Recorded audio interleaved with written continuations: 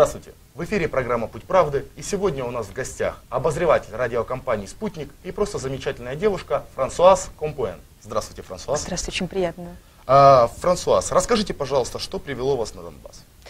Вы понимаете, в чем все дело? Я уже где-то примерно 3 года работаю на радио, то есть это где-то за 2,5 года до того, как начались все вот события на Донбассе, печально известные. Ну и, соответственно, где-то начиная с апреля-мая я стала писать очень много статей, посвященных этой теме, в частности, о том, как политика Западной Европы влияет на дестабилизацию обстановки на территории Украины, в частности, на военные действия на территории Новороссии. Ну и в основном все эти статьи были построены на аналитике. Сама аналитика основывалась, конечно, на компиляциях, да, тех статей, которые мне казались, по той или иной причине достаточно объективным, да, в свете того опыта, который мы уже имеем после оранжевых революций в других странах, арабских весен на Ближнем Востоке, да, я заметила, что в принципе все вписывается в абсолютно аналогичный сценарий. То есть проблем для анализа не было. Но я столкнулась с тем, что когда я начала попутно еще брать интервью у тех журналистов, кстати, один из них был франкоговорящим, бельгиец, не буду называть, но тем не менее это было летом, находящимся именно на месте и именно вот своими собственными глазами видящий, что здесь происходит, я обратила внимание на реакцию наших читателей. Читатели у нас в основном это люди, французы, бельгийцы, швейцарцы, страны франкофонной Африки и, соответственно, получается, Канада, не помню, назвала я ее, по-моему, уже называла. Вот. И я заметила, что реакция была совершенно другая. Люди значительно больше верят в то, что просто вот я вижу дом, он разрушен, вот я вижу, вот старушка сидит, плачет. Она считает, что во всем виноват Киев. Да? Люди умирают с голода, потому что Киев перестал выплачивать там пенсии, зарплаты и так далее. Да? Это производит впечатление, и вот такие, простые, в то же время непростые человеческие истории, они влияют на публику, на читателей, на зрителей значительно больше, чем, возможно, какие-то очень длинные, часто очень умные, такие занудные даже анализы. Да? Хотя, конечно, одно не мешает другому, и все это вполне дополняет. Вот я решила приехать, чтобы, уже со своей позиции, я как журналист, обозреватель радио «Спутник», я тоже была, я это видела, и могу сказать, что лояльные, неважно, там, западные или российские, Новороссии СМИ, говорят правду, да, это не компиляция, тут не бегают какие-то кошмарные террористы с винтовками, которые бросаются на местное население, что ходили такие слухи, что чуть ли не ополченцы там насилуют девочек, хотел сказать, что своих собственных дочерей, интересно, да, получается.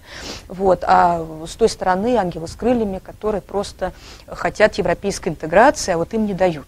Опять же, те же террористы с Донбасса. То есть реальность совершенно иная, и я просто хотела показать, что вот я приехала, я увидела, и я могу это подтвердить. Скажите, а следствием чего, на ваш взгляд, это может являться? Следствием чего? Подобные уклоны в одну сторону, Новороссия лояльна, допустим, в своих средствах массовой информации к ополчению, и в то же время прозападные структуры отрицают это. То есть тотальное отрицание. Западных СМИ? Да. Но тут надо понимать, что ведется очень жесткая информационная война, ведется она уже, конечно, не первый день, не первый год, конечно же, но в силу того, что Украина, в данном случае украинский конфликт, это последняя, можно сказать, стадия, веха продвижения НАТО, и вот всей этой идеологии, вращающейся вокруг НАТО, что НАТО просто вооруженная ипостась этой идеологии, не более того, в сторону России, чтобы уже окончательно сломить перспективу создания многополярного мира, то есть это уже фактически последний этап. И, соответственно, знаете, к концу всегда сложнее, как говорится, последний бой, он трудный самый. И здесь то же самое. Информационная война, если сейчас западные СМИ не сделают все возможное, чтобы показать, что Донбасс – это очередная террористическая группировка, которая мешает продвижением в сторону России цивилизованного Запада, то все, как бы она будет потеряна. Есть еще один аспект очень интересный. Я очень много читаю СМИ самых разных направлений, в частности западных, даже особенно западные. И я стала замечать, там, возьмем, допустим, журнал «Le Monde», да, «Le Monde» или «Фигаро». Он более правый, но он тоже достаточно лоялен тем властям, как бы, да, вот, Елисейские поля сидящим. Ну, вот, и я смотрю, что люди, которые комментируют статьи, которые, соответственно, читают их и считают нужным читать, все больше и больше подвергают сомнению справедливость написанного, истинность написанного. Ну как же это может быть? Ну вот вы же тоже сами писали про Грузию, там про Абхазию, про вот Южную Осетию, а потом оказалось на поверку, что все совсем по-другому. Вы же писали, что в Ираке вот есть средства там, массового уничтожения, а потом оказалось, что Колин Пауэлл просто потрясал перед там, Совбез ООН, понятно, там, да, мешочком со стиральным порошком. То есть, понимаете, все это скрывается, и, понимаете, раз ложь, 2, 3, 4, 5, и уже с Новороссией как-то сложнее стало проходить. Но вместо того, чтобы как-то эту пропаганду, ну, может быть, видоизменить, и как-то умнее ее преподнести, это же тоже можно сделать. Извините меня, вспомним там нацистскую Германию, когда пропагандистский аппарат работал очень-очень хорошо, включая Геббельский, да, абсолютно. Да. Вы знаете, вместо этого поддается еще более абсурдная информация. То есть фактически, у меня даже была статья на эту тему, что западная пропаганда сама себя изжила, она зашла в тупик. И вот как она собирается из него выбраться, мне совершенно непонятно. Еще такой вот, может быть, последний пример. До меня здесь была одна французская журналистка, опять вот не буду называть ни имя, ни фамилии, но кто, как бы понятно, кто услышит, тот поймет, из французов, который, значит, славистка. У нее папа тоже славист, она, значит, приехала в Донбасс, здесь сидела 2 недели, это я всего на несколько дней приехала, меня просто больше не отпустили там за работу. 2 недели. Приехала она во Францию, появляется материал.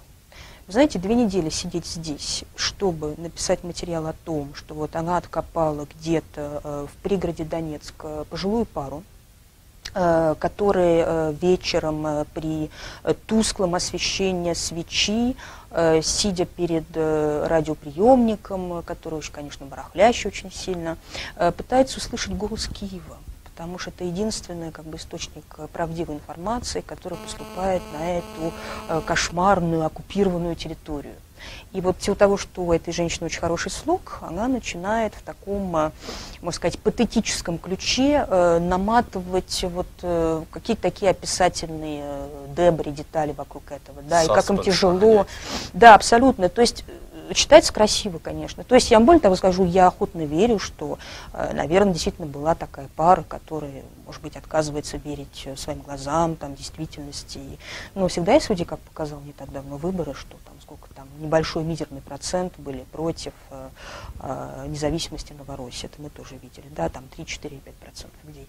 Но, извините меня, это как, знаете, само что сказать, что ну, во Франции есть монархические течения, да, вся Франция монархическая страна, настроена монархически. Ну, это просто смешно на самом деле. То есть мы берем ту часть информации, в общем-то, маргинальную, которая нас устраивает, и дальше мы ее раздуваем до размеров какого-нибудь слона. Как подавляющая. Подавляющая, абсолютно вот, доминирующая, фундаментальная информация. То есть как бы 2 недели, 1 статья и такого содержания.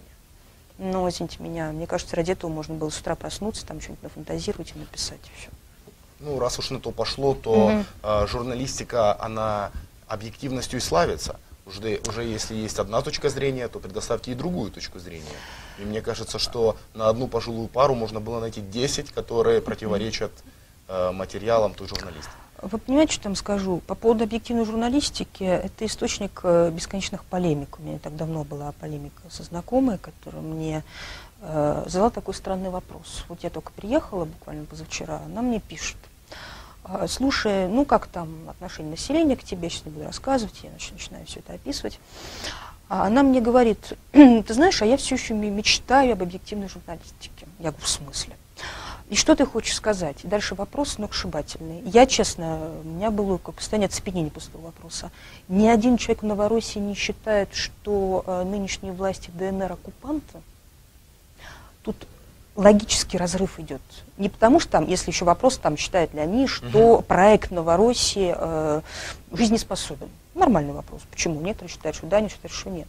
Но как люди, которые сами рожденные, там, живущие в ДНР и фактически возглавившие сопротивление против бесчинств, творящихся в остальных частях Украины, могут быть у себя на территории оккупанта, вы понимаете? Я тоже скажу, что там в годы немецкой оккупации во Франции Жан Мулен, например, Жан Мулен, да, который возглавил французское сопротивление вместе с другими, там де Голль сидел, ну, правительство в изгнании в Лондоне, все понятно, что это были оккупанты. Понимаете, это просто нонсенс на самом деле. То есть, с точки зрения этого человека, я должна была бы сказать, что да, половина населения считает так, половина считает не так. Но понятно, что полностью объективной журналистики на не существует. Потому что мы все живые люди, и, конечно, какими-то взглядами мы приезжаем. Это нормально. Как говорил мой преподаватель, объективность только на кладбище. Объективность только на кладбище, вполне естественно. Но есть же, как бы сказать, общий фон событий.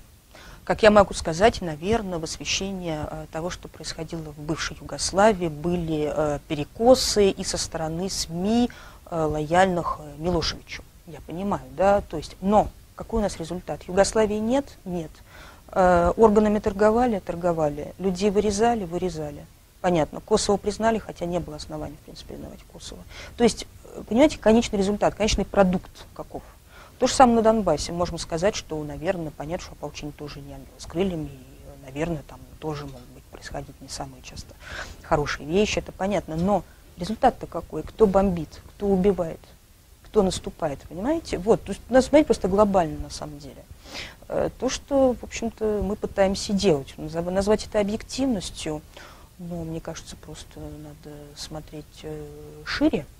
Больше ничего, а не просто вот я видела пару, я сразу написала вот такую статью и считаю, что более чем достаточно.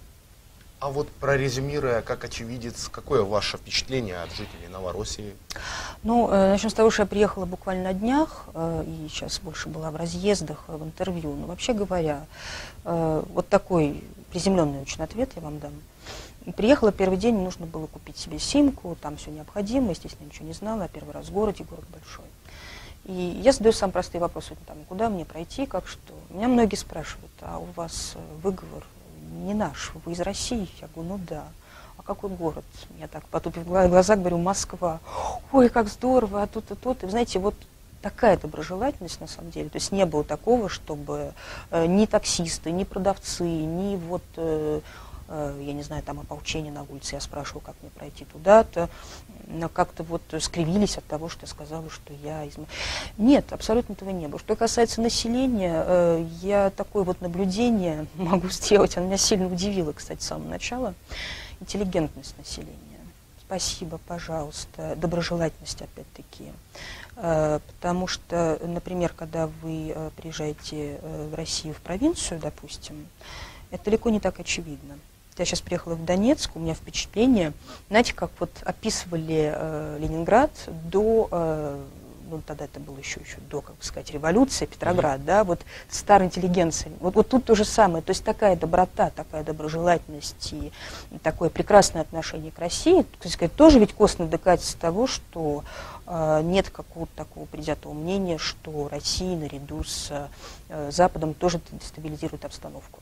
И в то же время, я вам приведу такой пример, я когда как раз летом брала интервью у вот этого бельгийца, он мне рассказал такую историю. Нет, он не говорил, что там мне кто-то бросал, что это такое, нет, это вообще не было, нормально. Но, он говорит, была такая сцена, когда мы с моим приятелем, русским журналистом, подошли к одному пожилому человеку и спросили тоже, как нам куда-то пройти.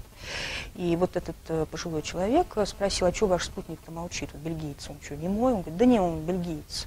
Но этот пожилой человек развернулся, сказал, да, вот все из-за вас, и вот это вы все финансируете, и даже не хочу с вами разговаривать. Он мне это рассказал, то есть, конечно, в сердцах, понятное дело. И я этого человека очень хорошо понимаю. Вот эмоционально я его прекрасно понимаю. Что касается этих кошмарных москалей, в кавычках, то есть мне знакомые написали, как нормально, я говорю, честное слово, абсолютно нормально. А на это все становятся в тупик. Я в свое время говорила тоже своим московским друзьям, я говорю, ну как же так, вот вы говорите, что бомбят все, то есть и Россия вроде провоцирует, и Запад провоцирует, все хороши по принципу.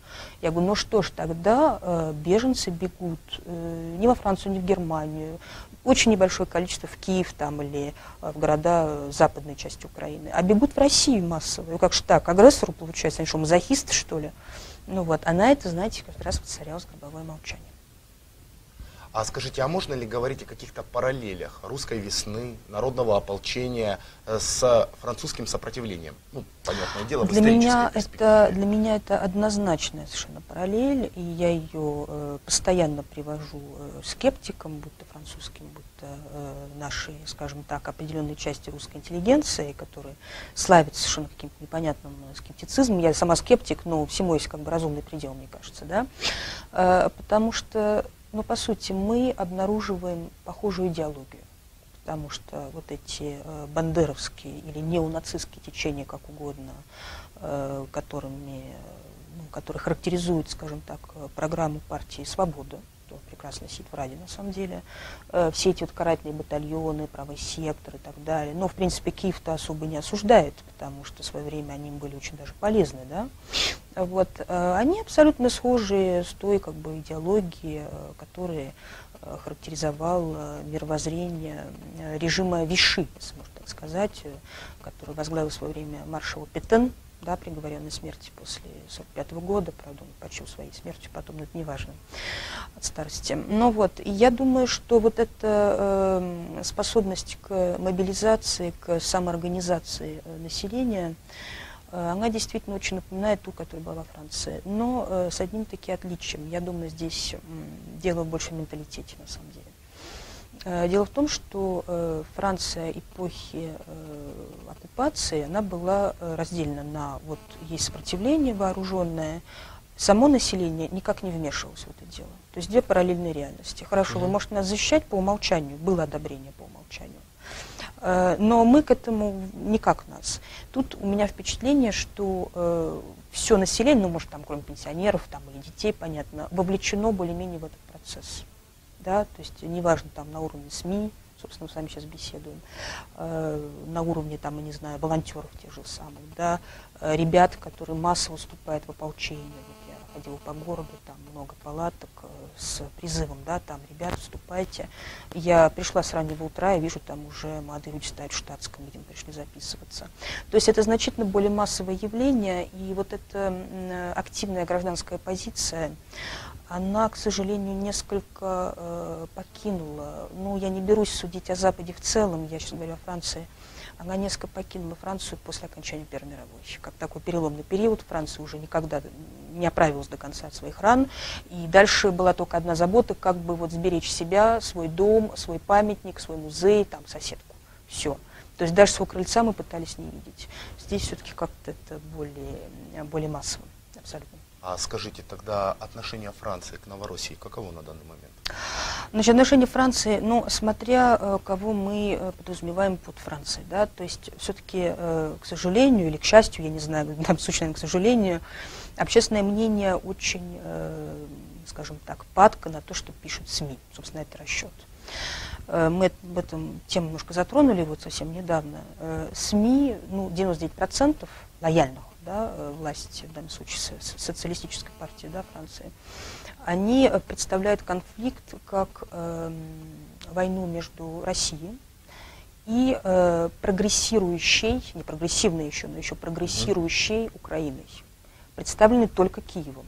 Да, то есть Новороссия – это, ну, скажем так, люди, которые, ну, являются жертвами обстоятельств, скажем так. Не хотят прогрессировать в этом направлении. Они не хотят прогрессировать, ну, они даже мало интересны, на самом деле, СМИ. Такое впечатление, что действительно, вот, я не знаю, вот Киев, вот Майдан, вот стоят русские танки, а вот стоят киевские, вот, да, вот украинские, они сражаются. То есть страдания людей, их какие-то чаяния там, да, на Донбассе, почему они решили вступить в это сопротивление, почему они не хотят идти вслед за Киевом, никак совершенно не интересует, на самом деле, просто опускает вопрос. Есть злая Россия с кошмарным Путиным во главе, и есть бедный несчастный Украина, да, у нее там финансовые проблемы, да, Порошенко не ангел, да, понятно, ребятки из «Свободы» и правого сектора тоже, наверное, не всегда презентабельные, но все-таки есть какая-то динамика, это лучше, чем ничего.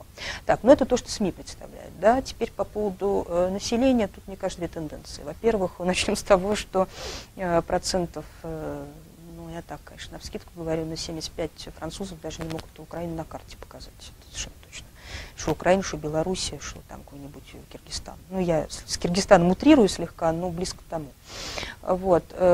Оставшаяся часть, ну, это может быть интеллигенция, это могут быть люди, просто имеющие, как бы сказать, активную позицию политическую, они относятся очень скептически к тому, что пишет им СМИ. Я уже называла причины, потому что, ну, нельзя бесконечно лгать, нет ничего тайного, что рано или поздно становится явным. Это все понятно. Есть, тем не менее, очень небольшой процент населения, я даже не берусь говорить, откуда этот процент берется, потому что у меня впечатление, что люди с украинской кровью часто. Я, когда писала статьи в поддержку Новороссии, я получала комментарии весьма агрессивного характера на чистейшем французском языке, имя, фамилия чисто французские, но там, допустим, 5 комментов на французском, а 6-й уже на чистейшем русском языке.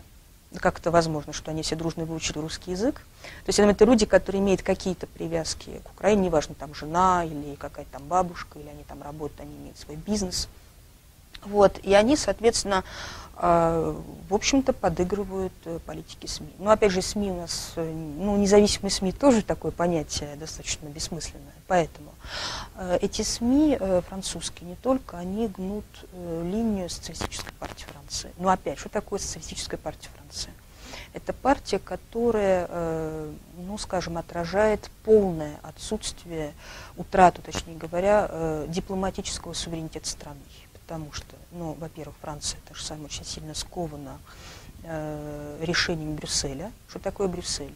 Это антенна, или, если угодно, правая рука Вашингтона в Евросоюзе. Ну, как бы известно, что Евросоюз, да, это порождение Вашингтона. Это как бы ни для кого не секрет. Для кого не секрет, для осведомленных? Скажем так, ну, не для кого, кто интересуется. Да. На самом деле, достаточно сказать, что один из создателей Евросоюза был агентом ЦРУ. Больше ничего. А второй, это очень малоизвестно, но имел очень хорошую должность при Петене, кстати. Это очень парадоксально, на самом деле. В общем, такие вот замечательные создатели Евросоюза. И параллельно я раньше очень-очень ополчалась против Олланда, считала, что там его правительство, того же министра иностранных дел Лорана Фабиуса. А потом я решила как-то отстраненнее на это посмотреть и поняла, что, в принципе, они находятся между двумя огнями. Есть часть французской политической, подчеркиваю, элиты, которая смертельно боится разрыва отношений с Россией. Смертельно. Ну, скажем так, эта часть этой элиты, кстати, является часто членами социалистической партии. Я уж не говорю там о других, типа Народного фронта Марин Ле Пен, которую исключительно видит будущее Франции и вообще Европы в перспективе там Евразийского союза, да? Старая очень идея. Я, при том, что не испытываю большой симпатии к политике Саркози, но Саркози сейчас рвет и мечет, как так Мистрали не были поставлены, что за санкции, что за кошмарную политику на Украине, мы не понимаем, что вы творите. То есть тут уже какой-то такой раскол произошел. Но, к сожалению, достаточно сильна вот эта лоббирующая сила, которая, ну, скажем так, очень сильно зависит от Вашингтона. Неважно, солидарны они с ним, или они деньги с этого имеют. В данном случае я не знаю, не пойман, не вор, может, они действительно так считают. Но вот это так называемая атлантистская часть элиты, и, к сожалению, на сегодня она задает настроение всем. Тогда в этом ключе какова перспектива Евросоюза, на ваш взгляд?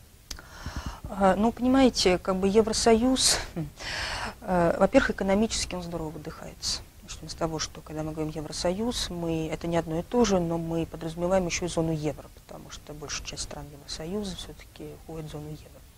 Ну, знаете как, жить бесконечно в долг под высоченные совершенно проценты, при этом вы же знаете, что, наверное, ВВП Евросоюза в целом и, в общем-то, еврозона тем более является дефицитным, прироста никакого нет.